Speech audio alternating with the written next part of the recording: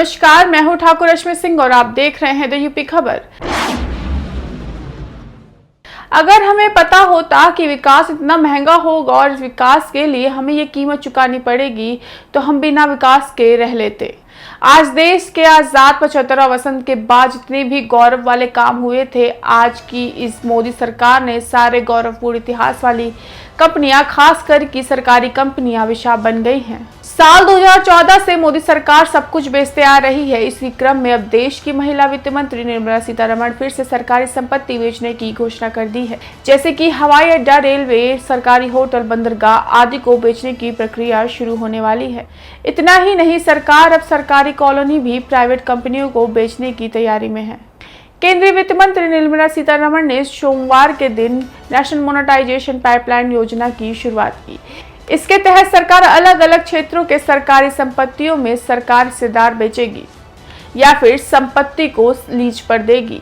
इसके जरिए सरकार 6 लाख करोड़ रुपए जुटाने के लक्ष्य को पूरा करना चाहती है।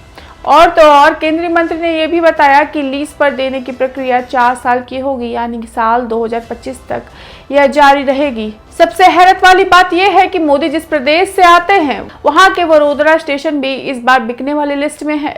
सबसे ज्यादा आश्चर्य इस बात को लेकर है कि जिस काशी में खूब हल्ला हुआ कि हर हर मोदी, घर घर मोदी, आज उस काशी के हवाई अड्डे और रेलवे स्टेशनों का निजीकरण होगा। काशी के लोग सोच रहे होंगे कि काशी क्योटो होगा, लेकिन ऐसा काशी के गौरवशाली चीजों को बेचकर होगा, ये ना सोचा था। पिछले 7 साल में मोदी विकास के नाम पर सिर्फ एम छोड़ के कुछ नहीं बनवाया, वो भी बनवाया आधा अधूरा, लेकिन खूब हल्ला किया और पोस्टर भी लगवाया।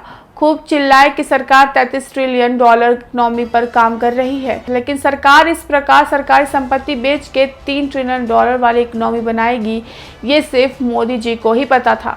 प्रधानमंत्री कसम खाएं कि सौगंध मुझे इस मिट्टी की, मैं देश नहीं बिकने दूंगा। लेकिन लगता है मोदी जी धीरे से ये भी बोल दिए थे कि मैं खुद ही देश बेचूंगा, किसी को बेचने का मौका नहीं दूंगा।